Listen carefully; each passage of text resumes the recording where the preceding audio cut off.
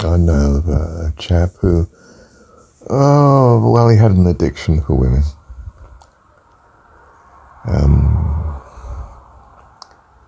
And my son asked him, well, how is it you had so many relationships? You know, brief encounters, looking for sex, basically, wasn't he? Simply that. Well, at least it manifested as such. It's probably a great deeper need that's really driving it, but that's how it's manifested in a man in the street. Perhaps, depends. Anyway, his reply was quite simply, well, I just ask an incredible number and some of them say yes. Oh, says my son. I can see the logic. I mean, don't get me wrong, my son's not in this. He's married man, you know. Well, the other chap's a married man too, actually, but presumably he's not having affairs now. Well, I've not thought about that. I don't wish to go into that. But do you see the truth of the matter? He's looking furiously for what he's addicted to. And it brings it brings what he's looking for, but an impressive record of a ridiculous number of brief relationships he's had.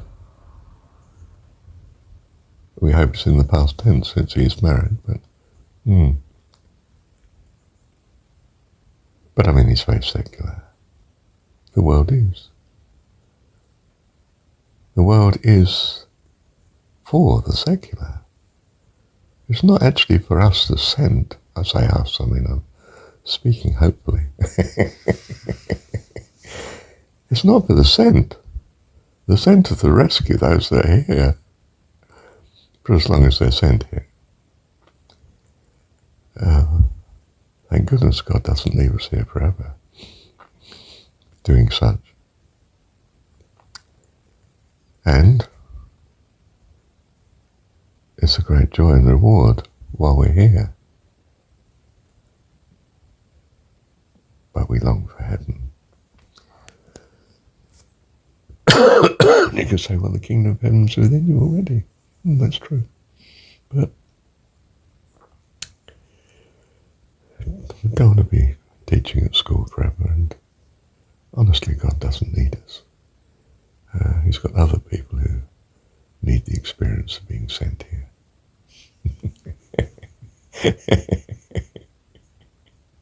And he could do it all himself anyway. That's not the best way, apparently. He does it the best way.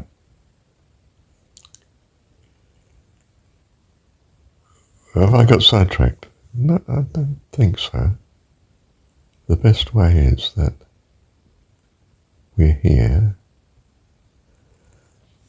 and if we're not sent yet, in other words, we're not enlightened yet, then the best thing to do is to seek it. And if you seek, you find. Just like this chap who's spent probably a chunk of his life just seeking transitory relationships. Has he learned yet that he needs a better way, longs for a better way? Don't know, I don't know him well enough.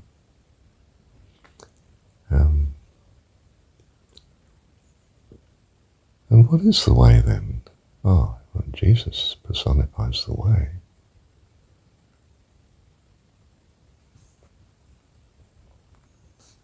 Simply puts God first. He's the personification, isn't he, of putting God first. It's a contradiction, isn't it? Because you wouldn't be personified here, except you were not putting God first. And that's why you've come. Not quite. The argument is some are sent. And they're here, stay here for a while, not for very long. Jesus' ministry only seems to be a year or a few years at most in the story. Not here for long. Tells them God's name is Dad. He loves you. How wonderful that God loves you. Do you long for this to be so? Oh, I don't know, I haven't thought about it. Well, you should. Imagine for a moment, could you? Use your imagination, for goodness sake. It's an infinitely powerful being who loves all, supposing. Isn't that worth seeking? Oh, well, is that cuckoo, though, or is it just fantasy? I mean, is it pointless? It's not pointless, no. Clearly it has a point to it. And perhaps it's the only point, the only answer that will work. And living here starts to reveal to you that none of the other answers work. You know, in my son's friend's case, you know, the quest for sex is not going to work as regards happiness and joy and fulfillment and meaning to life and transcendence. It's not going to do it. It's a moment of transcendence which becomes less and less meaningful. Okay, that's on the particular issue that dogs many persons here, but there are other addictions, and we know of them and we could list them, and they may seem equally or more harmful or less, but they're much of a muchness, really. They're not you, Heavenly Dad. I need to be addicted to you in a strange way, by which I mean I need to be putting you first, not some other addiction, but you. Nothing but you. Because you personify in my heart the answer. The only possible answer. Wonderful one that rescues us, that gives us life, that created this extraordinary universe and situation we find we are and are in. So we do so. We start to think, how can I put him first? See good company. Focus on whatsoever is truly good and lovely, as you see it. You'll grow in understanding as to what's lovely and what isn't. And these lesser addictions are not lovely, not worth seeking. You learn by experience, perhaps the hard way. And as I say, you don't need to. You could listen to good advice. So seek good advice and be very, very particular. Check very carefully, well, is this good advice? Do I want to risk practicing this? And when you've tasted a little of it, is it bringing the rewards it's supposed to bring? If not, then you're looking elsewhere. For my soul longs for you, Lord. I'm looking for you. And then suddenly you find, my goodness, I found what I was looking for. I have in me this overwhelming desire to find you. My soul longs for you. I want you to exist with all my being. You're transcendent, and in a sense you've finished the purpose of being here. There's a bit of polishing up that God does by sending you now. You're sent to tell others, you know, pictorially, in the Jesus story sense, he's sent to tell them God is Dad. That God loves them, and that will transform their view. When they realize, or when they hold the view, seek the view, that a perfect being actually loves them and all life. And that's what they value. You tell them you're sent to let them know God is their Dad, loves them, perfect Dad. And that will give them the will and the power and the desire, the everything to transcend into heaven. The purpose of them being here, God's loving purpose of them being here. Thank you, Heavenly Dad. Well, I've put this in terms of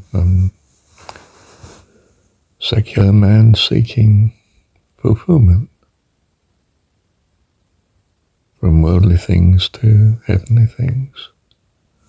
You can think of the same from a woman's point of view. She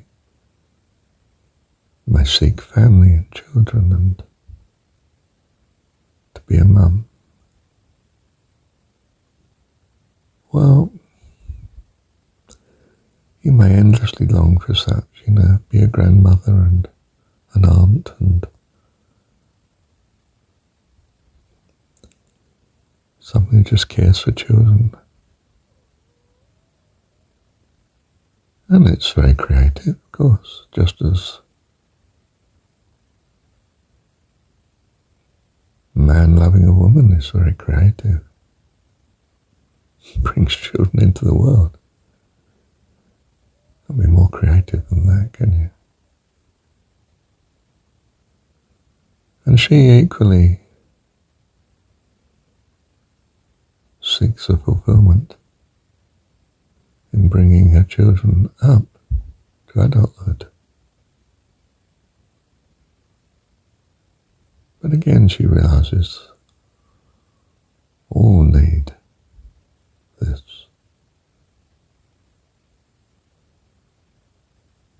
And there's no need, God's doing it. So you transcend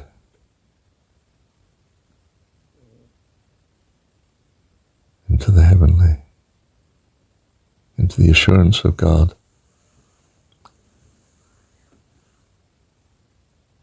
And literally just the full awareness of His presence, His company,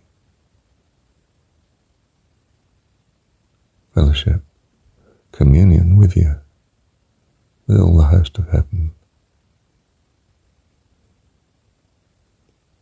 This is life eternal, fullness of life, by His grace and loving kindness. Thank you, Heavenly Dad.